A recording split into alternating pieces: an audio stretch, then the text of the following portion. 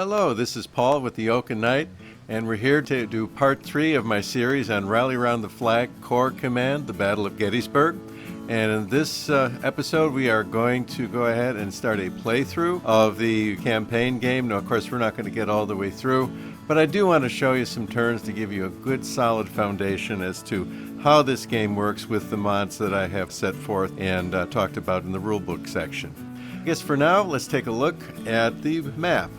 Now, what I like to do is, you can see all these control markers, all the march circles that give the victory points are all marked with Union control at the start of day one, with the exception of this 5-pointer right here, which is neutral, and it's neutral because we have Confederates on one side of it, Union on the other. That's my definition of neutral. All right. I've got a couple markers set up on the action point track. I like to use that to tally the pluses and the minuses during the combat. You can see we're set up for the morning of July 1st on the turn track. Over this way, we have 5 contested victory points, which is that march circle I just showed you. And up here we have 38 points worth of Union-controlled march circles. And the Confederates have to get that down to a less than 2-to-1 advantage by the end of July 1st, or they lose. But I don't think it's going to be too hard for them to do. All right. As far as deployments go, we have Dan Sickles over here. And then here's Reynolds. Here's Reynolds, and notice he's on the map. And the 3rd Corps is going to have to wait for the 3rd Corps command card before he can actually do anything. Down here where the action starts, we have Buford and his deployed 1st Division with the horse holders in the same area as I discussed in the rule section. We have Harry Heath has 2 brigades. He has such a big division, they divided it in 2 for us so that we actually have 2 stands. Most others only have 1. Here's Heath's artillery and A.P. Hill Corps Commander of 3rd Corps. All right, now I guess what I'm going to do is just talk a little bit about setting up the card deck. First, let's talk about which events we're going to use for the first turn of the game. Reserves arrive, I believe, is used in all the turns, so there's no issue with including that. Heroic charge, absolutely, and same thing on the southern side. There are other event cards that will come into play later, but not on turn 1. And as I said all along, we are never going to use this card. Here are the command cards that are going to be in play in the morning of July 1st. First, we have A.P. Hill, 3rd Corps Commander for the South. He's actually on the map, so he does not need this card to do things. He's already arrived. However, when we pick this card, we will have Pettigrew show up for duty, and he'll become available in the virtual march circle that's just off the map. Number 2, we have the 1st Corps. This guy's going to get shuffled in and will appear randomly. 1st Corps is already on the map, so we don't need to pull this card to activate it and get it to start moving. The 11th Corps for the Union is going to be placed in the deck in the 12th position of the deck after we draw the cards, and likewise the 3rd Corps is going to be placed in the 3rd position in the deck after we pick the initial cards. And in this case, both Reynolds is going to be the commanding general. He can pull 7 cards, and A.P. Hill is going to be the commanding general for the South. He can pull 6. So I'm going to go ahead and do the shuffling, and we'll take care of that business.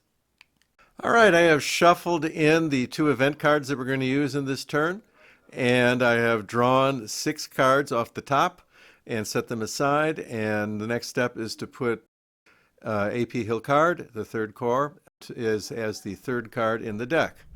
And likewise, I have mixed in the 2 events that we're going to use on the northern side, along with the 1st Corps command card, all randomly shuffled in the deck. I have pulled out the top 7 cards to fill the hand for the north, and the 11th Corps is going to be placed as the 12th card in this deck. And here are the various decks that I've got set up. This is the draw deck, so these are the cards that we'll be pulling from as we refill our hand. These are leftover command cards that will be used later in the game. These are unused events, which some of which, but not all of which, will be used in our game. Again, some of these I consider optional, and you get to choose whether you really want to use them or not. And this is the reserve deck, so that when we get the reserves arrive card that we've seeded into the deck, both the reserve arrive card and one of these cards goes off into the discard pile to be used in the following and all subsequent turns. The Union has exactly the same configuration for cards set on the other side of the map. The only other thing to really be aware of is that the North has a whole lot more cards than the South. And what that means is that it's very likely, it's almost certain, it is certain, that the South will be the one that ends the turn. They're going to be the ones that are going to exhaust their card deck, especially since they're going to be the one pushing on the attack. So for the Southern play is going to be geared around conserving cards. And to get to that 12th card in the deck to get the third core moving, the North has to burn through cards as fast as they can to make sure that that card gets out of the deck and on the board and gets the third core moving. All right, with that, let's go ahead and start play. The very first phase in the player turn is play events. The Confederates always have the initiative and will play first in every turn. So, the first phase is to play events, and we see that the South has picked the heroic charge card in their mix of within their hand. Now remember, not all the events are immediate play required. This one is not. This one they can hang on to, and because when they do play it, they're going to have to use 2 additional cards to pump up their attack. This is used during combat. We may or may not want to do that right away. Again, the name of the game for the South right now is to kind of conserve cards, get in efficient attacks, push the cavalry back, and do as much damage as they can. I don't think they really want to have this to be a fast turn. They want it to be kind of a steady turn. So that's in the hand. They don't have to play it. Next phase. Phase 2 is to activate a general, and that's easy because the South only has one. It's A.P. Hill. So A.P. Hill is declared as active, and first thing you can do is dump cards. Again, we're not trying to burn through our deck here, so I think we're just going to roll with what we have. So that will be done. They're not going to dump. They're not going to draw because they already have a full hand, remember. All right. We set the action points to his action point rating. He has 6. And we see that that's the white number right on his stand. The next phase is to move the general. Since the general is active, he has the option of moving 1 march circle and deploy troops, or 2 march circles and to stay on the road column. I also give him the option of jumping back on the road. I see no reason not to. Just makes sense to me. However, the march circle directly to his front has enemy units just opposite to it, and according to the rules, anything that is in that situation is going to go routing off that march circle. So I don't think we can put a general there kind of by himself. That doesn't work. So we're on to phase 4, which is start paying the action points to actually start moving the combat units. Since A.P. Hill is in the same area as all his troops, each one is going to cost 1 activation point to do something. Now, the artillery would have the option of shooting. Range fire is not particularly effective in this game, as it was not particularly effective in real life. So the other option would be to move the guns in. There's a chance that they could be lost, but they are much more effective. I think for right now, we go ahead and take our chances and roll everybody in. So we're going to spend 3 points. Let's see, we start at 6. We're going to go 1, 2, 3. This guy moves in. This guy moves in. The guns move in.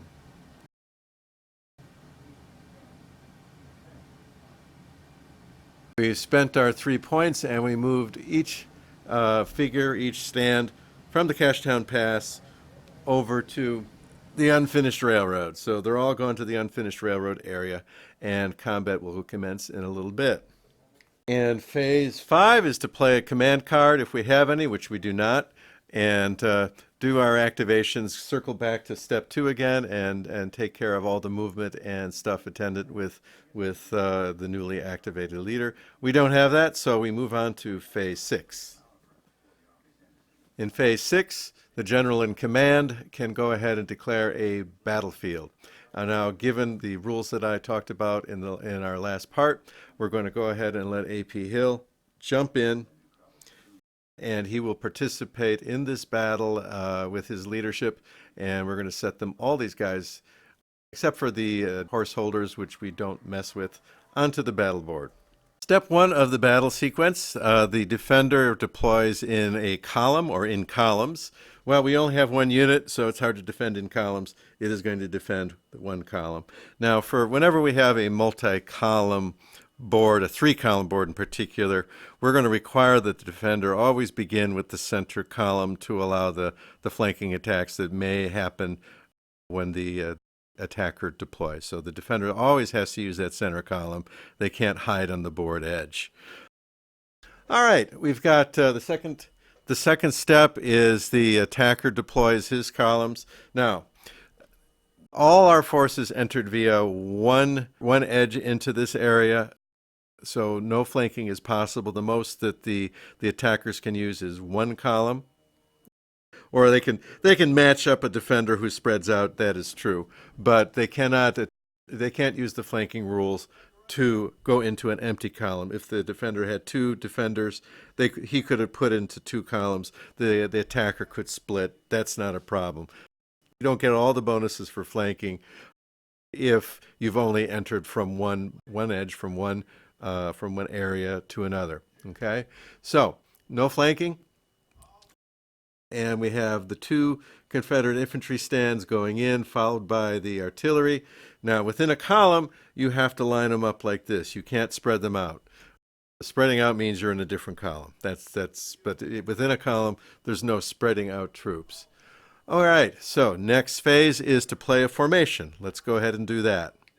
Okay, before we select a formation card, let's take a quick look at the Southerner's hand and see what his options are. Well, we already talked about the heroic charge, and my inclination at this point is to slow play the cards and hang on to that, because if we were to use that card, it would happen when we are matching cards. It would not be used as a formation card. So we'd have to use a formation card, and then playing that card would play 2 additional cards and not allow the North to respond to it. It's powerful, yes, but we would use 4 cards. Let's not do that. But what I do see is that we do have a nice selection of cards. A defensive card, no attack bonus, +2 on defense, +2 conditional modifier for a skirmish. It is a 3rd Corps card, but it's Anderson. We don't have Anderson here, so no key unit bonus. Another similar sort of card, except it's a skirmish formation, and that's going to play into what the North plays. You know, what their conditional modifiers are. We don't know what they're going to pick, so at this point, one is almost as good as the other, except this is a 3rd Corps card, and this is not. This is cavalry. So if we were to go defensive, I would go with this one just because the cavalry isn't going to be here in forever, and well, I would just tend to do it that way because the 3rd Corps is here. We do have some 1st Corps attack cards. In fact, I think we have all of them. We have all 3 divisions present here for the cards. So let's take a quick look. We got 2 really nice attack cards that are identical except for the key unit, and we have another card that's defensive in nature with a reroll bonus, and that is an unconditional bonus as these are. These are unconditional bonuses that we do get those no matter what. I'd say we got 2 nice powerful attack cards, and I'd say let's roll with one of those. We have 2 of them. Let's use one. So that will be the card selection. We'll pick this guy. Well, it's Pickett. All right, let's use Pickett as the first formation card. We'll be an assault formation coming in with a 2 bonus on attack. And a select 3 that we get to use 1 time during the battle. 1 time. Now remember that Reynolds' hand limit is 7 cards, so the North has 7 cards in their hand. And the first one, I see we actually do have an event card. That will come out the first time the Union has a turn. So in the event phase, this is a mandatory card. If this was drawn in a normal fashion instead of cards that were received at the start of the game, it would have been played by now. The first time, whenever the Union drew it, it would get used. Okay, but since this is the start of the game, it's in the hand. It will come out shortly. Now, for the other ones, do we have any key units here? This is the 2nd Division of Cavalry, and that's the only cavalry card we have. We do have an 11th Corps card. That's the green here, so that has potential use. And no, it looks like a 5th Corps card. So I would hang on to the 11th Corps. It's kind of early. I doubt that we'll get to use it right now, but for now I'd hang on to it. Just to pick a good, healthy defense card. Tactic could be useful if the South plays additional cards later, so we can hang on to that. Looks like we have 2 identical cards here. Let's pick the 6th Corps card, the skirmish card, as our selection. Just a good solid select 3. He'll get to have 1 time. He'll get to roll 3 dice. He will have 2 on defense, skirmish order.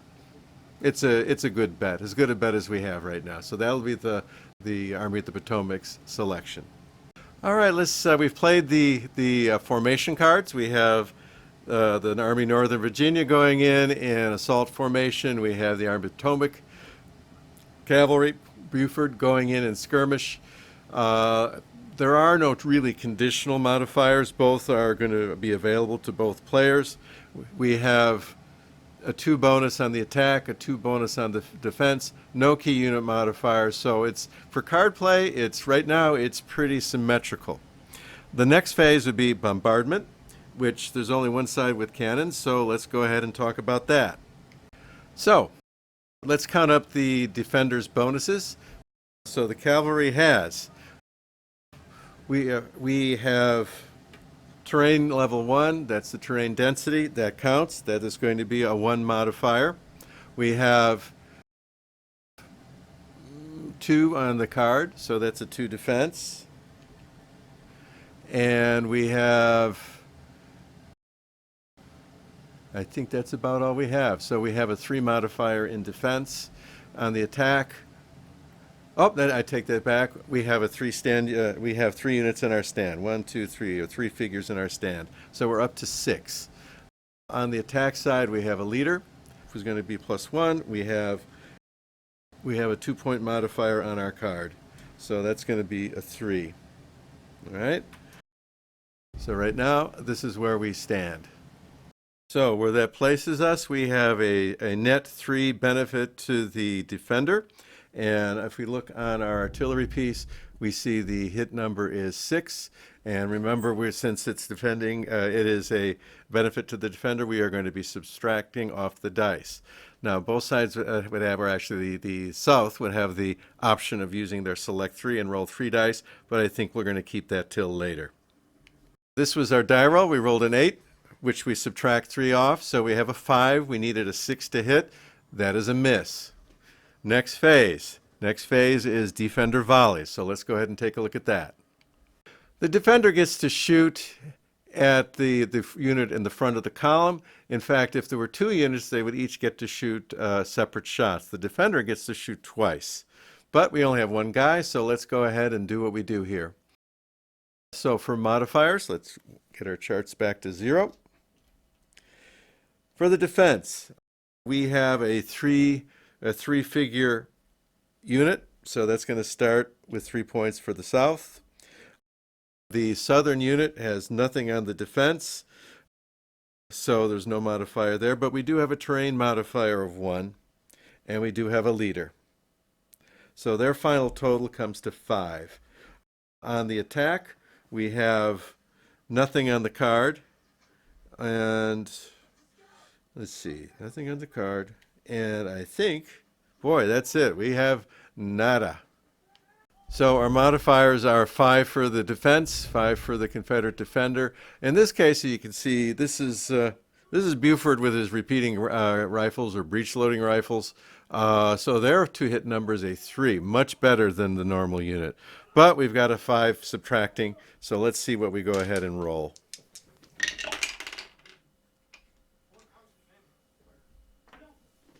Well, we rolled horrible, so it really didn't matter. Much of any defense at all would have meant there was no hit. So there is no hit in this phase. Next phase is attacker volley. On the attacker volley, only one unit gets to shoot. So the lead unit is going to get to shoot. And let's go ahead and tally up the score on this guy. At this point, we see that our southern attackers, we have 2 from the card. We have a leader. And that's what we have. For the defender, they have 3 units in the stand, 3 figures in the stand, plus another 2, plus terrain. So they have 6 in the defense. So we have a net modifier of 3 for the defender on the die roll.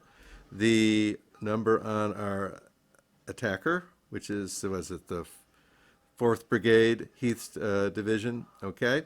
It's a 6, so it's going to be 3 off of that, and so we need a 9 or better to hit. So let's roll those dice and see what we get. Well, we got a 9. There we go. Now, when you hit in small arms or even cannon fire, it's a potential hit. It's not a guaranteed hit. It's a potential hit.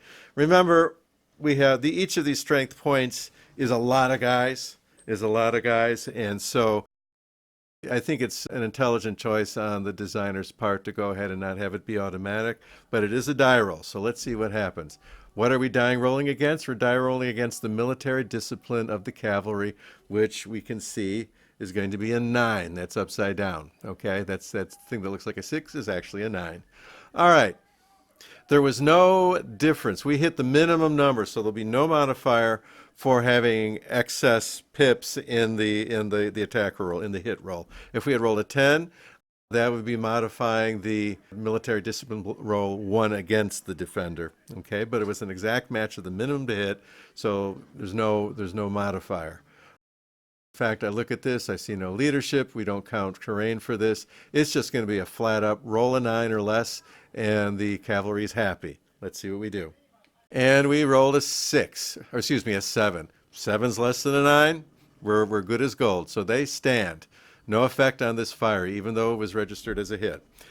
The next phase is to play battle cards. Now, just a brief pause to say either side could have used their select 3 in any of these die rolls. They only get to use it one time. So I think the melee part is the most decisive. If you get there, it was possible that the Union would have blown this die roll, in which case they would be taking a hit and they would be leaving.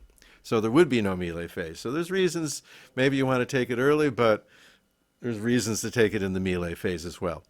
The next phase after the attacker volley phase, phase 8, is play the battle cards. This is where, starting with the attacker, he can play 1 additional card on the top of the first card he's already played. So on top of this assault card, the Southerner can start playing additional cards, 1 at a time. It goes back and forth. Players have the option of playing a card or passing and stopping this sequence. So again, remember what I said early on is that the name of the game here, I think, for the South is to go ahead and try to be conservative with cards. We don't necessarily want to do that. We could play, this would be the time where you play the heroic charge. We could go ahead and slap this down, in which case we would play 2 additional cards, gaining the modifiers, and the North would not be able to respond. It's a great card. However, I'm not so sure that blowing through our cards, we could. May regret it if I don't, but I'm going to roll those dice a little bit and say pass. I'm going to say pass. We're just going to go with the cards. We're not going to have any other cards in this battle. The next phase is attacker must pass the ranks. What the pass the ranks is it is a die roll for everybody behind the front guy. Okay? The attacker must roll to see if the second guy is going to be in the battle, and then if he passes, is the third guy going to be in the battle? All right, and each row back has got a negative modifier to make it harder to pass. So we see the 1st Brigade, which is the 2nd rank of troops. His military discipline is a 9. All right, it's going to be an automatic -1 to that, but we get the +1 back from the leader. So we're rolling 2 dice, 2d6 for a 9 to attacker must pass the ranks. And the die roll is a 7. So they pass. Now we get to roll again for the artillery. The artillery can participate. So he is a 7, but now it's going to be -2 because he's the third rank, +1 for the leader. So we're rolling for a 6 or less. Rolled an 8. So these two are going forward.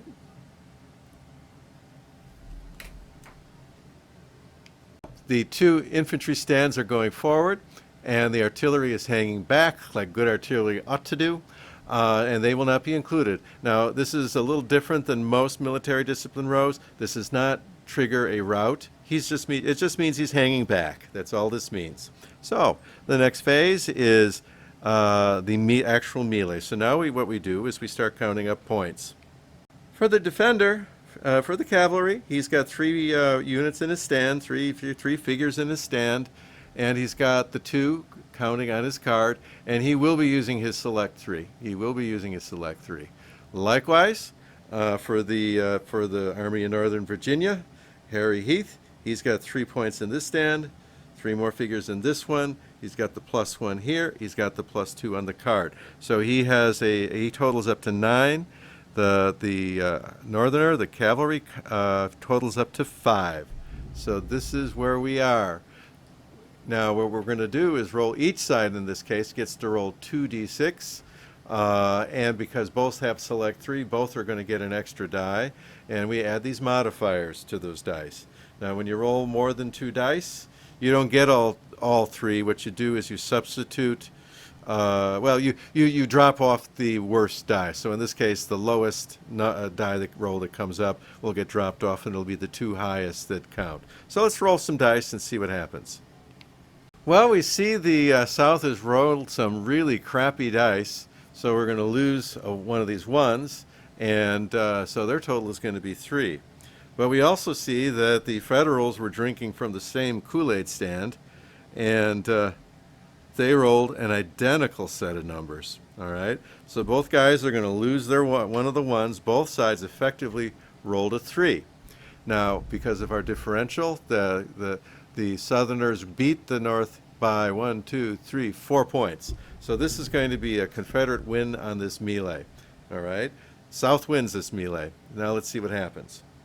What's going to happen is that there was a 4-point differential. The die rolls were identical. There was a 4-point differential for all the other goodies. So the South won this by 4 points. If you win by twice as many points as the defender has in his largest stand, so we only have 1, it's going to be 3. If you win by twice, you get to deliver 2 hits and it's an automatic rout. Less than that, it's 1 hit and it's not an automatic rout. The other side can go ahead and roll for morale. Which rolls so that the northern troops become the attacker, the southern troops become a defender, and they can do this melee one more time. If they're still here at the end of all that, then it's the areas being contested, and so both sides remain in the area. Now, so we have to take a hit. And the reason why I put these guys out, remember our horse holders. Well, by the rules, we can go ahead and take the hit on the horse holders and leave these guys effectively at full strength, and that is exactly what we're going to do. So the horse holders absorb the hit. Now, at this point, I'm not sure that it's in Beaufort's best interest to stick around here and take this abuse. I would say that we give troops the option of retreating and to not rolling this morale roll and just saying, I'm out of here. And that's exactly what I think we're going to have Beaufort do. He's going to say he's out of here. This battle is over. The Southerners capture the area. Here's the position on the map. We have the Southerners having captured the unfinished railroad area. And we have the Union having fallen back to the Chambersburg Pike. Now, at this point, we can take a look at the march circles, and we see that the South owns both sides of this march circle. So they own it. And we move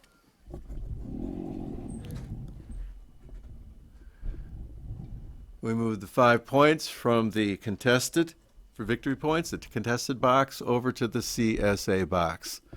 Now that's done. In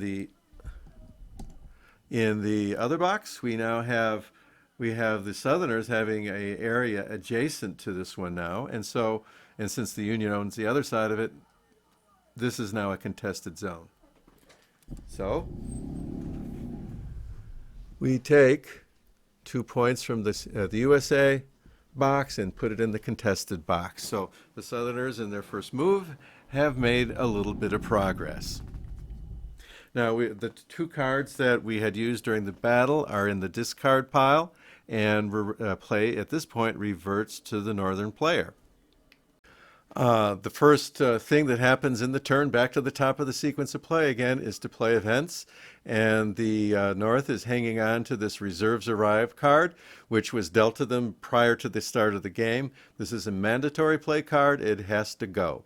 So, with Reserves Arrive, all we do with this card is it goes in the discard pile, and we draw the top card out of the reserve deck, and this goes in the reserve pile to be used in the next turn. So this is going to be part of the deck for the next turn, and all subsequent turns. This is now part of the Union hand. All right, they've done the events. They have no more events. They're up to activating a general. All right, that's good. Well, we only have one. Remember, the Third Corps is not here yet because they have. They're not here yet because they have to pick the command card that's seated in position 12 of their deck. So it'll be a little while before they show up.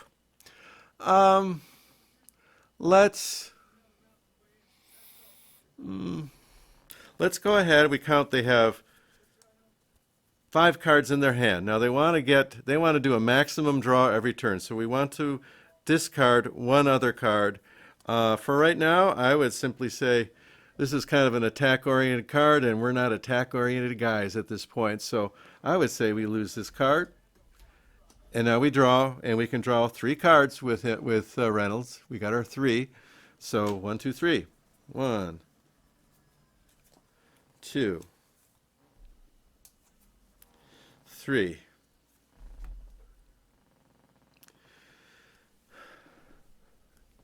Now we picked kind of okay cards. I mean, we've got, boy, this one +3 for this one doesn't do a whole much for anybody. First Division 12 Corps, there's no key unit. This is kind of a junky card. We got a 6-corps card. It's an attack-oriented card. Not too interested in that.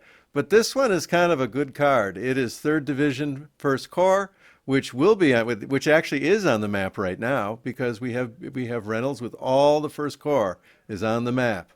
+3 in line, so if we manage to get a match with the formation card of the Confederacy, this would be a +3, and it's got the 2. So potentially we could get this 2 if the Confederacy puts a line formation down for their formation card. That could be another +3, and then we could get, if we're using the 3rd Division as our main attacking unit or defending unit, if it's involved any rolls it's with, it's going to be an additional +2. So the 3rd Division could be +7 right off the top. Good potential card. So we've activated Reynolds. So the first thing when you activate the generals, you dump and draw cards. We've dumped 1 card. We picked 3 cards because we used 2 cards, one for the Reserves Arrive and one in the previous battle. So we now have a full hand of 7 cards once again. And Reynolds gets to activate. Now, as always, the general can move 1 march circle and then deploy troops, or 2 march circles and not do anything. So we're going to go 2. We're going to move him just outside of Gettysburg, up on Cemetery Hill. And now that he's done that, let's see, we get to pay activation points. He gets 7 activation points to use. And what he can do with those 7 activation points, now he may not want to, but what he could do is count the distance from him to the cavalry. Any general can go ahead and move the cavalry. There's no cavalry leaders in this game on the board, so they compensate by saying any leader can go ahead and use their points to tactically move the cavalry. All right, so we have 1, 2, we're 3 zones away. If we were in this, we're on a March circle. Therefore, all areas touching that March circle will be considered range 1. Well, copse of trees is range 1. Next one, we see Seminary Ridge, range 2, range 3, range 4. That means it would take 4 activation points, quite a lot, to move that cavalry. However, we have 7, and we're not using any of them for anything else at this point. There's really not much else to do. So we could move the cavalry back yet farther, or we could just leave them there to face what happens next. And right now, I would say let's go ahead and leave them there to face what happens next. So at this point, since we're not really doing anything other than moving our leader, this turn, the Union side part of the turn is simply going to expire. They have no command cards to play. It's simply going to go to the next Confederate turn. So we're back at playing events. Confederate hand only has one event, and that is the heroic charge that we're hanging on to. This card is only played in combat, so we're not going to play it here in the event phase. It's not a mandatory play and card, and the correct time to play that is during a battle. So that's done. We activate a general next. Well, guess what? We only have one, A.P. Hill. So A.P. Hill is our guy. Now, one thing that is probably a mistake is that last turn I could have dumped a card and picked a card off the Confederate deck, because we happen to know that the 3rd Corps command card is what's on top of the deck. But I didn't do that. I'm going to live with my mistakes. Believe me, I'm going to make a bunch.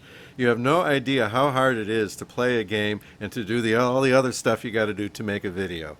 So I'm going to make mistakes. We're just going to live with those.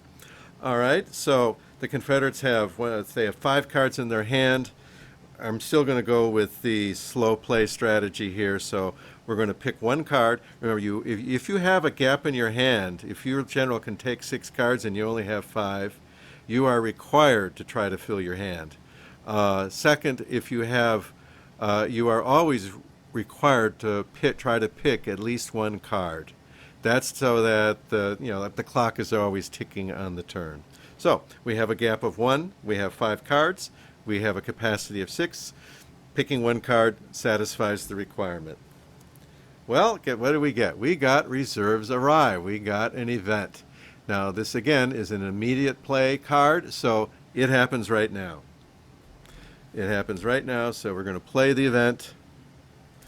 Reserves arrive goes in the discard pile, and this card, see, it's reserve. That's how you know it comes in there. It goes from the reserve deck. It goes in the discard pile too for a future turn.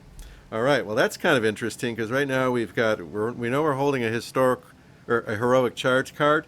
That means we only have 4 battle cards. So right now that was a little bit maybe not the best thing to have happened to us, but I think we can live with that.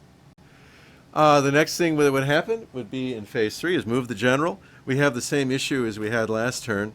The March circle is adjacent to an enemy unit. It causes anything that goes in there to rout. We're not going to do that. We're going to stay put, and we're going to go ahead and I think we're going to do, if they liked it the first time, they will love this the second time. One note is that you should update the control markers in the areas. They don't count for victory points, but you have to control everything around a March circle to get credit for the March circle and get your victory points. So you really need to know who controls what areas. What I like to do is that once a player controls the March circle, then you can infer that he controls all the surrounding areas. But until he controls everything, or until he controls the March circle, then you really kind of have to put him on the map. For the North, you don't have to worry about it because they automatically control things without putting anything down. Okay. At this point, we are activating stands. We know that A.P. Hill has 6 points to use, as evidenced by the happy 6 on his counter. All right, well, we got 3 units to move. And they're all counting for 1 because we're sitting right next to them. You know, we could do things like try to deploy outside. We try to go into different adjacent areas to try to get more leverage around the flanks, or possibly more more impact on other march circles, but for now, I think we're doing the hey diddle diddle move. We're going to go right up the middle. So we paid 3 points, and we're going to move each unit one area. So we have completed step 4. We've moved all the units that we can. Everybody only gets to do one thing. We have action points left, but we have no one left to use them on. So play proceeds to the next phase. That is going to be declare the battle. We're going to declare the battle right here. And I'm going to set up the battle board, and we're going to do this one more time. So here we are once again on the battle board. Notice that this time, however, we've got a battle board 0 because the number in the area, the terrain density rating, is a 0 as printed on the map, so we use battle board 0, and there will be no defender modifiers to all the fire combats that we will be doing. Both sides have picked their columns. Okay, remember the defender on a 3-column board has to choose the center column as their first column for deploying in. Now it's time to play formation cards. Here are the choices that we have to select from for the Southern cause. We still have our heroic charge. That would be played not as a formation card. It would be played later when we're starting to go back and forth. We'd have the option of playing 2 additional cards. That would get us down. We're playing 1 card now. That would play 2 additional cards. This guy would be consumed. We'd be down to 1 card. Now, sometimes you have to keep that in mind if there's more parity on the map, because you're down to 1 card. You're not going to get to pick again right away.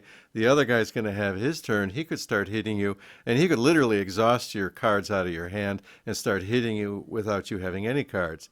When you get hit without any cards, as they say on all the videos that are out there for tutorials on this, back from the Kickstarter days, everything bad that can happen to you will happen to you. So that means that if you're not in any formation, you have no formation card, everything affects. Everything goes into effects as if it was a match. So it's a bad thing. So I don't know if we really want to consider playing that heroic charge now. And good news, we still have a powerful attack card. So I'm thinking that if the Yankee liked it the first time, he'll love it the second time. So here are the cards that we have to choose from for the Union side. Recall that Reynolds filled his hand last time, and there were no battles, so he didn't consume any cards. He's got a full hand right now. I see. Let's say this card, which I don't care for.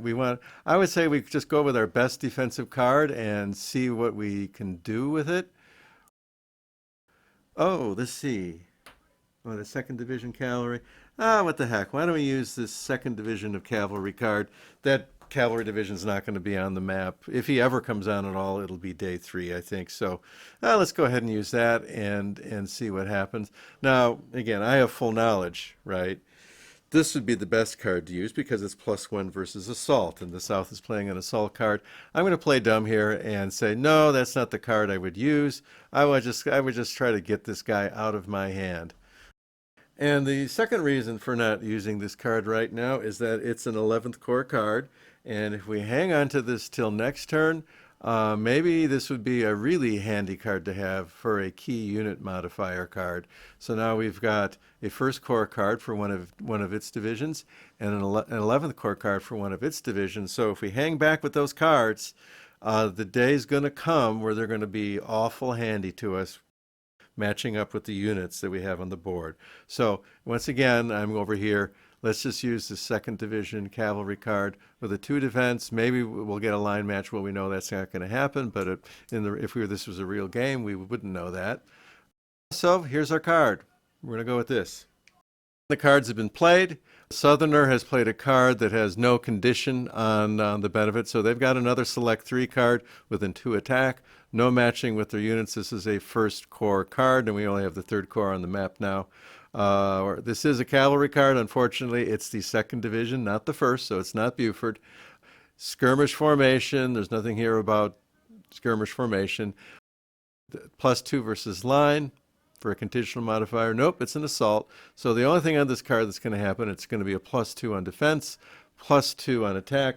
Pretty much the same thing all over again that we had last time, except the terrain isn't as good. Well, it's not as favorable to the defense.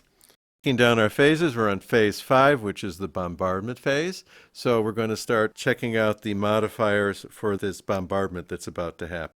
All right, when we look at the modifiers, we see that there's a +2 on defense here. The defender always gets the number of figures in the stand being shot at, so there's three figures, 2 here, and so the number is 5. Last time we had a 6, if you recall, and we have no help from the terrain this time, so it's not quite as good. On the attack side, we have 2 from the card. We have a leadership. Oh, and something I forgot last time. Artillery on the battle board always get a +2. So I'm going to make mistakes, guys. But this time we're going to do it. And we see that both sides have 5 points. So this is going to be just a straight up die roll. If the +2 is right in the standard rules. It's nothing that I did, so that's always been there. Artillery shooting on the battle board get a +2. Remember I said artillery is more effective on the battle board? Well, this is what I mean by it. And so remember, when you shoot, you want to roll bigger than the number, or as big or bigger. The number is 6, and the roll was a 9. So we have a hit. Now, the 6, it exceeds the minimum by 3. We have no leadership. We don't, so it's just going to be, instead of a 9 on defense, it's going to be a 6. So the Yankees are rolling for a 6 or less. And guess what? The Yankees ate their Wheaties. They're motivated. They rolled a 6. They're good as gold. Next phase, defender volley. All right, here we go. We're going to count up modifiers and see what we got. Okay, well, this time around, we see the only thing that the Union gets is their 2. So they're the defender, even though they're shooting. They get their 2. The attacker is the attacker, even though they're getting shot at. It's a 2. It's a wash. So we count up the Southerners' number of figures in the stand that's getting shot at. That's 3. We got a leader. That's 4. The Union has no other modifier, so it's 6 points to 2, or we've got a +4 for the Southerners, okay? Or in this case, a -4, all right? But we still have the breech-loading carbine, so it starts at a 3, so it's not so bad. In this case, we're going to subtract 4, and if we get a 3 or better, we have a hit. The Yankees rolled a 9, and so from that, we're going to subtract the 4. It's going to be a 5. That's going to compare to the 3, and which means that the Union hits, and they have exceeded by 2. All right, so that's going to matter when we do the morale check. So what we have to do the military discipline check at this point. The base number is a 9. It's a decent unit. We have a modifier from the leader, so that's 1 to the good. And we have a dice difference of 2, so we're going to lose one of those because of the leader. It's going to be 1. All right. So the 9 is the magic number. We are going to add 1 to that die roll because big routes hit big, route big. So we want to add 1 to the roll because the mods favor the shooter. And so we need an 8 or less to pass, a 9 or more to fail. Everybody's eating their Wheaties today. This is a passed morale check. 7 goes to 8. We pass with a little bit to spare. All right, now we're going to have the attacker volley. Again, with the attacker, only the front rank gets to shoot.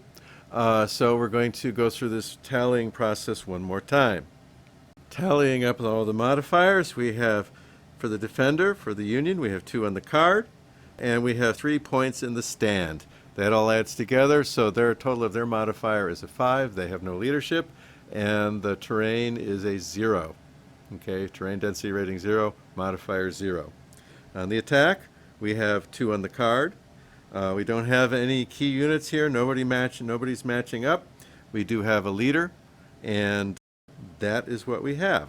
So we can see that the balancing the scales here, we have 2 in favor of the defender. Let's go ahead and take care of that.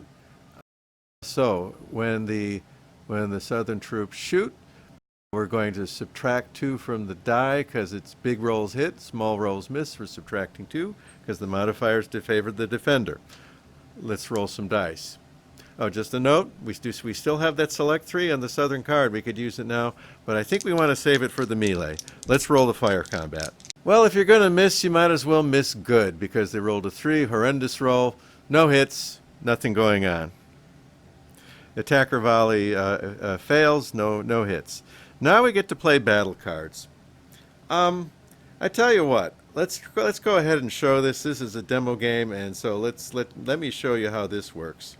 The Southerner plays the first card. These are going to be played in addition to the formation card, and they're going to lead with heroic charge. Okay, what this does is that it automatically counts as a pass, but they still get to play cards. In fact, they get to play 2 cards. All right, so we're going to play. A card that's got it's got a defensive number on it, but we're really playing it for the reroll. And if the initiative shifts and we actually do have a round where the cavalry is attacking, we would now have some help with the defensive number. However, we got two rerolls in our pocket at this point, and we're going to play this one.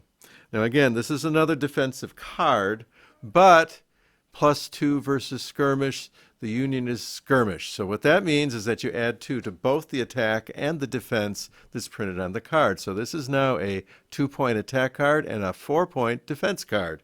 So that's a very good thing. So the Southerners are really healthy, both attack and defense. So we've got 4 attack points from the cards and 6 defense points from the cards, +2 rerolls. So this is looking kind of grim for Buford. I put the formation card on top, the others are visible, and we're going to go ahead and see for passing the ranks. We're going to make the passing the ranks rolls. So once again, the second rank, they got the morale is 9, it's going to be +1, but they got a leader, so they need to roll a 9 or less. And they rolled a happy 3. So they passed their morale check, so the second rank of troops is in this battle. Now we're going to roll for the artillery. It's going to be a +2 and a -1. The leader's going to give him a benefit, so it's going to be a +1 roll once again. Well, it's good. It's looking even worse for the Yankees. The artillery has decided that this time they're going to be in it. So we have everybody is in this one. Remember the last time the artillery hung back. All right, so we're into the melee. Let's count up the modifiers and see what we're dealing with. Well, I think you can see that this is going to be kind of brutal. We have 5 points for Buford and 12 points for Heath. We get that, again, by looking at the defense card as 2. They get to total up all their figures. So on defense, there is no passing the ranks. If they had more than one here, they would all count automatic. But we only got one guy, so that's 3. We got 5. That's where we get our 5. For Heath, he's got 7 points of figures. He's got a leader, and he has this +2 for skirmish, and we have the 2 off of the formation card. Total there is 12 plus Heath has 2 rerolls. So if something bad happens, he's going to get 2 chances to change it. Let's roll some dice. Well, if you're going to get crushed, you might as well get crushed good, and this is without rerolls. Clearly, the difference is going to be more than twice the number of figures in Buford stands. There's going to be 2 losses. However, we're going to go with the rules as written because I really haven't changed the cavalry rules. He can go ahead and pick up the mounted unit and deliver casualties to that. So we've killed off the horse holders. Now we're going to kill off the mounted stand. So at this point, Buford has no capability of getting on horseback, but the base unit is still undamaged. And you can see here I got out my handy dandy dry erase marker that is conveniently supplied by the game. And marked off the 2 hits. This unit is dead. Now all that's left of the cavalry is the dismounted stand. Any further hits are going to count against that. Because we got to the level of having the differential being twice the number of figures in the stand, those 2 hits applied, and it's an automatic rout. So the cavalry is leaving. They're leaving the Cashdown Pike and going back to the Lutheran Seminary. So here we go. We got kicked back yet one more time. The situation right now is that after discarding all those cards that were played, the Confederate player only has one card left in his hand, and the Union still has 1, 2, 3, 4, 5. Okay? We've got the Buford's cavalry, which has been damaged. Let's face it, it's taken 3 hits, and there are basically no more fallback. Everything is going to count against his dismounted stand at this point. But here he is at the seminary. The First Corps, remember, this is all of the First Corps is right here. They're coming up. 11th Corps still has not activated, and Harry Heath has still not gotten any additional help. The turn is going to switch over to the Union player turn. And the first thing we do there, as always, is we check for events, and we don't have any. We only have one Union general on the map, and that's Reynolds. So he is going to do some card play. Well, he's got 1, 2, 3, 4, 5, 6. He wants to dump 2 cards so he can draw 3. He wants to get to that 11th Corps card that was placed as number 12 in the deck. So every single turn, he wants to draw 3 cards. These are the 2 cards we're going to get rid of. We're going to get rid of this assault card that I really didn't warm up to. And we have another attack-oriented card, which we really don't need right now. So these are going away, and the Army Potomac, Reynolds, is going to get to pick 3 cards. Well, we picked some good ones. As it said, it's time to surprise Harry Heath. We have gotten Buford's card, the 1st Division Cavalry. So that means key unit, +2 attack, +2 defense. We have the Iron Brigade's division, the 1st Division I Corps. We have their key unit card. So once the Iron Brigade gets up there, and it's going to get there like right now, that it's going to be, he's 2 on attack, 1 on defense, +2 on both of those because of key unit. And then if he catches them in another assault, it's going to be an additional +3. Time to surprise Harry Heath. So at this point, we have done our card thing. We've activated Reynolds. The next thing is to actually move him. And what we're going to do is we're going to do moving him the 1 march circle, and then we're going to deploy his troops. So hang on while I fish out the troops, and I'll show you what that means. Now, if this doesn't make a Yankee feel warm and fuzzy inside, I just don't know what will. Now, normally, I think I would be putting the Iron Brigade on the Lutheran Seminary, but since we've got the key unit card for the 1st Cavalry, we can go ahead and put them there instead. They're going to be nice and tough with their breech-loading carbine shooting. I think they will impress somebody. We've got the 1st Division out here, getting ready to tango with the 2nd Corps when they come in. That would be on turn 2, not this turn. And we've got Doubleday over on the flank. And we also have Robinson's boys, the 2nd Division, over here supporting the cavalry along with the artillery. All of a sudden, things look so much better. Now, we do have a victory point adjustment to do here. This zone was taken. Let's make sure we mark it as such. And the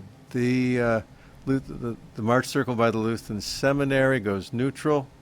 And this one, McPherson's Ridge, it looks like it touches the March Circle here. So this is still a neutral March Circle because McPherson's Ridge still belongs to the Yankees. So we have to move 3 points out of the Union column and put it in contested. We're now back up to the step 1 of the turn sequence, which is to play events, and the Confederates only have 1 card, and it's not an event. So we have to activate a general. That would be A.P. Hill, because he's the only guy we have. A.P. Hill's draw limit, as we see here, is 3 cards. 3 cards for A.P. Hill, and that's what we get. So I'm going to draw 3 cards and see what we get. All right, we get a cavalry card, which is defensive in nature. It's kind of we get the early division card, which he's not going to be here till turn 2, but maybe we can try to keep this card in our hand so that we have it for turn 2. And we get the Corps card, the 3rd Corps command card, has arrived. And so we now have the Corps Command card in our hand. Uh, let's start and see what we do. Honestly, I think Harry Heath is going back to report to Robert E. Lee and saying things like, "This started as a small skirmish with some militia, and now I got half the Union Army after me." I think he's not going to do anything too offensive. However, he can fire that artillery in a ranged attack. So he's got 6 points of activation. Now, I have changed the rules such that I'm concerned that a counter battery fire, it really shouldn't be allowed unless the battery is all by itself. And the rules talk about putting a 2 modifier against that defender, making it even more vulnerable. I don't like that either. The reason why I don't like that is that these are entire artillery battalions. They are not just a couple guns. They are like at least 4 to 6 batteries of guns. Okay, and we had the largest bombardment that ever happened in North America on the third day of this battle, and I would venture to say that not a single battalion became combat ineffective. I just think since these artillery pieces only have one step, it's just too much to say the counter battery is going to wipe it out with some lucky hit. It just doesn't work that way. So I think that unless the battery is all by itself, we don't allow to shoot at the battery. We don't allow the headhunting. Instead, you can pick your infantry target. Okay, we'll go that far, but we're not going to let them to headhunt after the battery. All right, so we have Heath's battery shooting. Now, the way this works is that there are no cards played for this. And in fact, every area past the one you're in is going to count for a -1 on the roll, as well as the terrain density modifier of the area itself. We see Lutheran Seminary is a 1. So we're going to have, right away, we're going to have a -2 on this roll. We will allow the leader, so it's going to be a -1 on the roll. Let's take it on the cavalry. We've been working them over. Let's see if we can get a piece of them. So it's going to be -1 on the roll. The base number is a 6. So they need a 6 would hit. That means -1, a 7 would hit. So it's better than 50-50. Let's see what happens. Well, they clearly ate their Wheaties. And so we're going to look at applying that hit. Now, that still doesn't mean it's a hit. That just means it's a morale check, right? So we have their 9 points. There is leadership because we have Reynolds. Remember, the cavalry gets help from any general. In a march circle, he gets to affect all areas that touch that march circle. So he does count towards this. So we've got, it is a 9-point morale check, and we're going to get a -1 to it. Minus is good in this case because if we do it to the die roll, not the modifier. I'm sure I've talked about that 100 times by now. So it's going to be 2d6 -1. 9 or less is good. Oh, gee. Well, everybody's rolling the extremes. So we got aces. So that means, boy, oh boy, they'd love it. Do it again, please. No effect from the bombardment. All right, that took an activation point. That's one of the things you can do in that phase 4 of the turn. In addition to paying activation points for actually moving guys. Well, in this case, we're not going to move guys. We're all going to hunker down here and just stay here. So play is going to pass down to phase 5, and phase 5 is when you get to play a command card. And lo and behold, we have one. Okay, so this card's getting played. Scenario definition, when this card is played, Pender's division arrives. So I'm going to fish Fender out of the box. Pender's division and his artillery arrive just off the map in the virtual mark circle on the Chambersburg Pike, and he is now all set to enter. So what does he get to do? Well, if we look at our core card, we see there's a choice of 6 march points or 4 plan points. The plan points do the tactical movement. It does everything except march, and march does march and march alone. Now, I think given the circumstances, they're screaming to get Pender up, so let's go ahead and move them. So we've got 6 march points to deal with. Now, for moving individual units, it's less efficient. We have no general. Could move a general 6, and everybody with them would cost 6. We could move 6, 1 per march circle. They could take all 6 and move the general 6. With this, we're going to say that you have to pay a point for each individual unit to move 1 march circle. So it's inherently less efficient, but it will eventually get your guys there. So Dorsey Pender and his artillery each can move 3 march circles. So let's do that.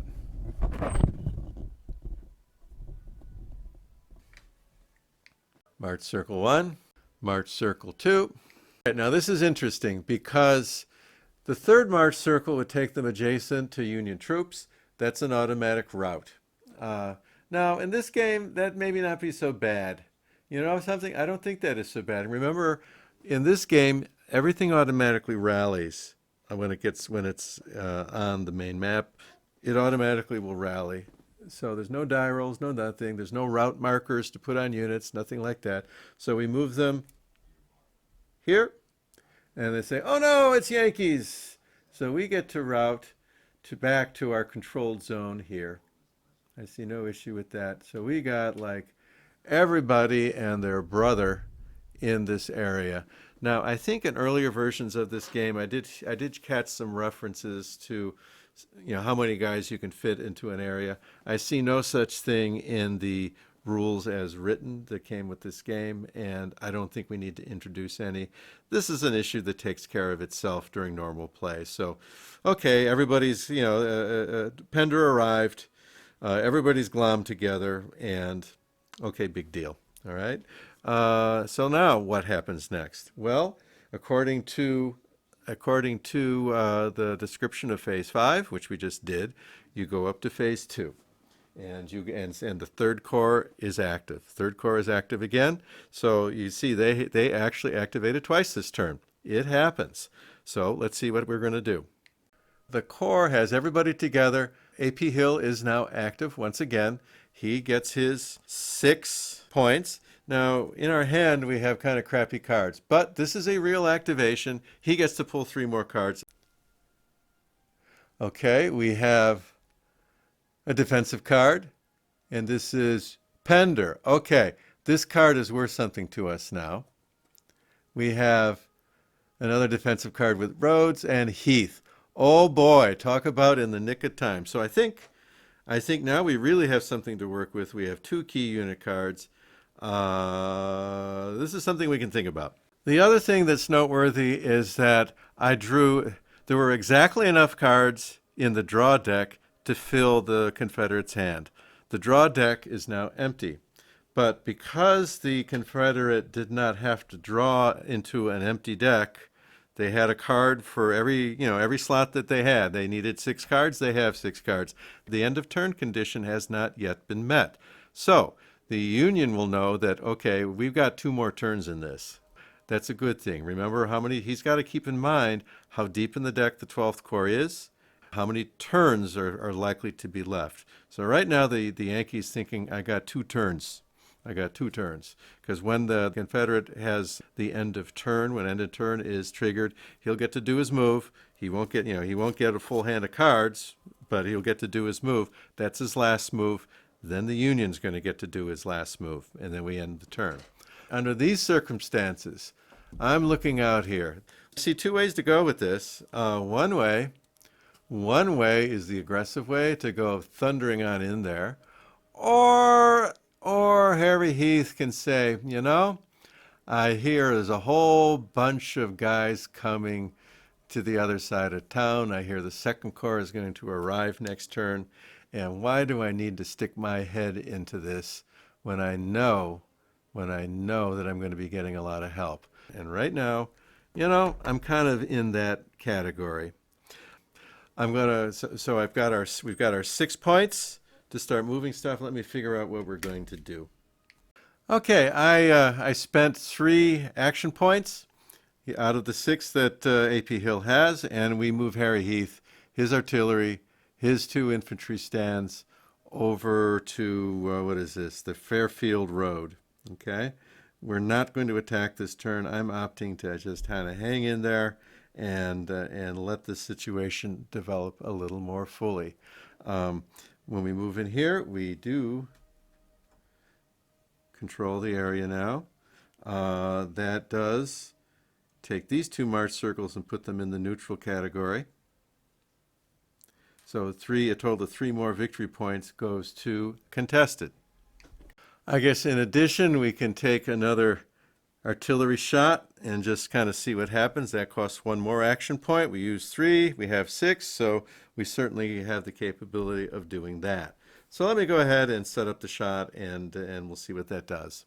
This is the exact same shot we took before, so this is going to be at a -1 because of the range, and another -1 because of the terrain defense modifier. It's a 1-point area.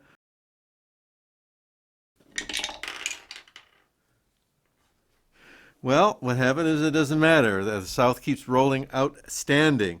So this is going to be a hit on the cavalry. But once again, let's see, an 11 minus 3, so that's 11, 10, 9, 8. And he was shooting for a 6, so he exceeded by 2. But he's got a leader helping out, so it's going to be a +1 on the roll. And so it's going to be an 8 or less is good, 9 or more is bad. Well, the cavalry rolled a 10. So in this case, they're going to take a hit. They're not routing because there's no direct pressure. At this point, the Confederates have no more cards that they can play.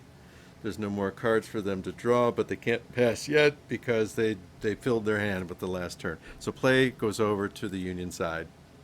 Well, we have the decision of what to do is actually pretty easy.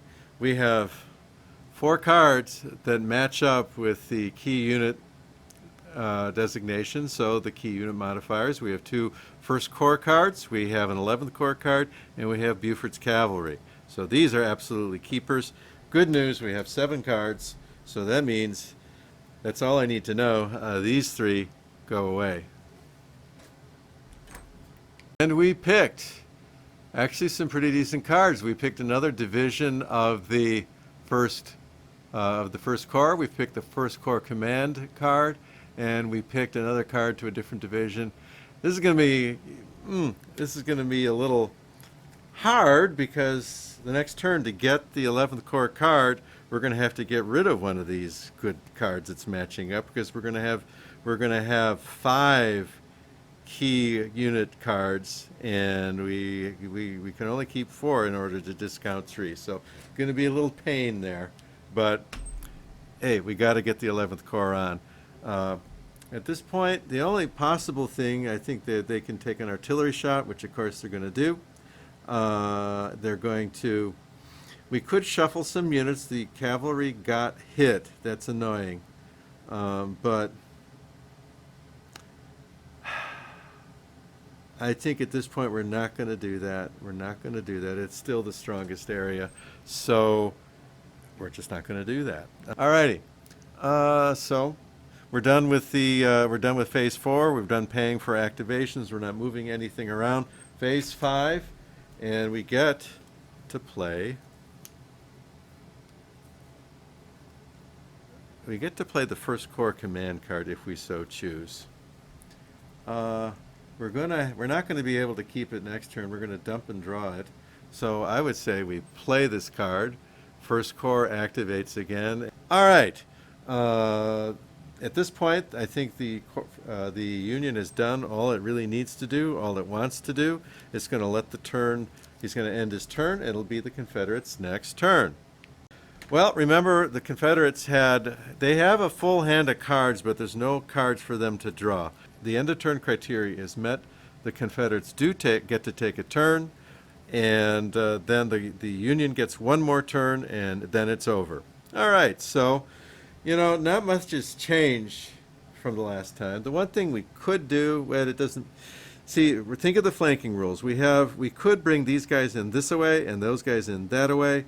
We'd be crossing 2 edges on a map that's got 3 zones, 3 columns. So, but the thing is, we got two defenders here that are two infantry defenders. So there's no chance of getting a flank right away.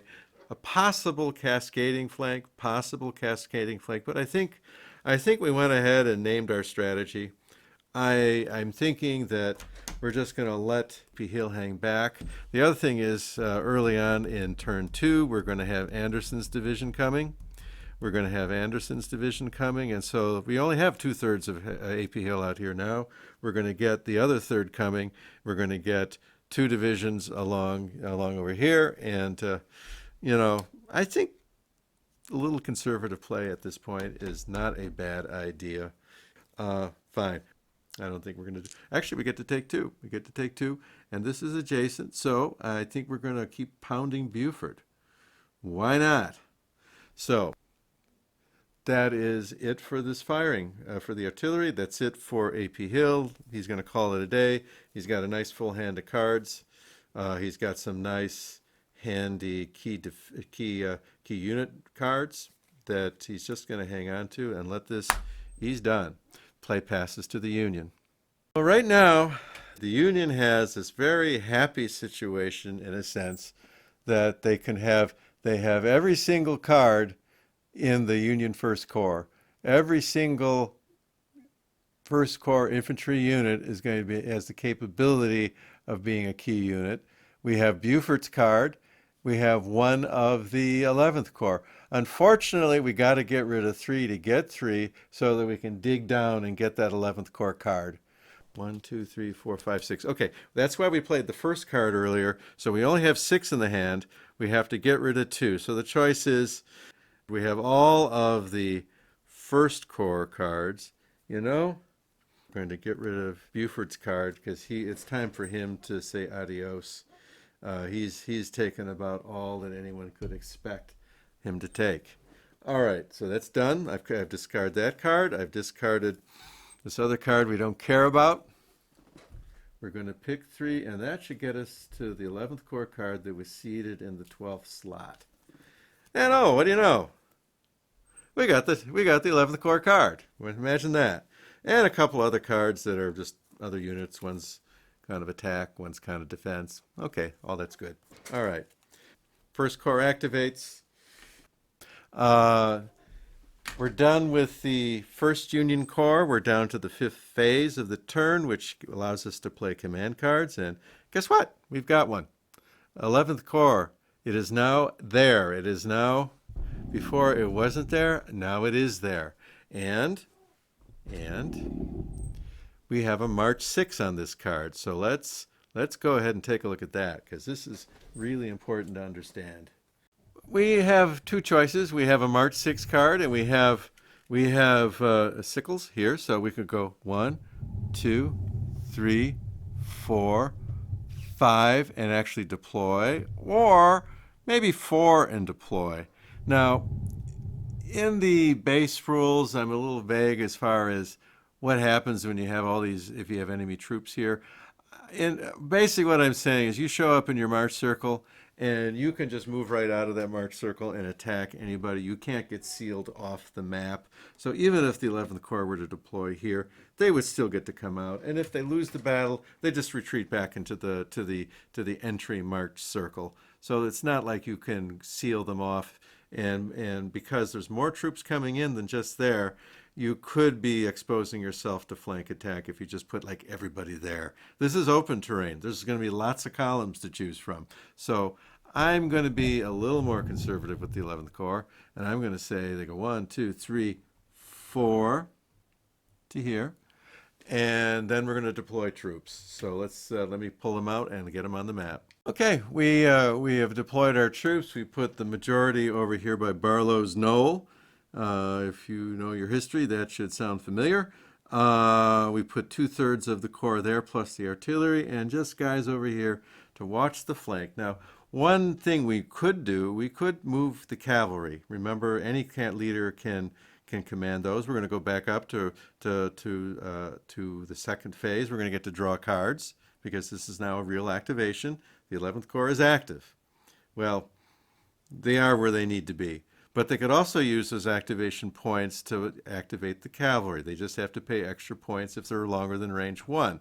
Unfortunately, I think I put the small the smallest division for the I Corps there. I would not feel comfortable with only 2 points of infantry there, especially now with a possible flank attack here.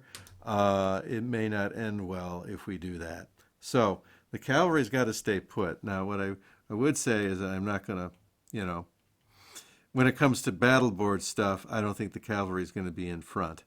But we'll see. It depends on how many stands go in after them and how all that works. We'll play that one by ear. There's not much else to do.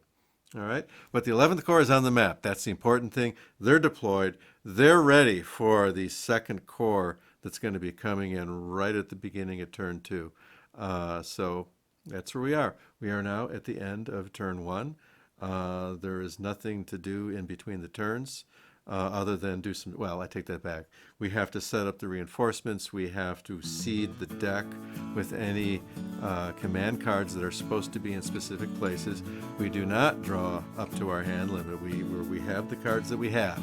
So that business about pulling all the cards out, drawing up to your hand limit, that's only on turn 0. That's only at the beginning of the game. So if you ran yourself out of cards at the end of the prior turn, well, you start the turn, just with not a full hand, just being able to draw what your general draws, probably not up to your hand limit.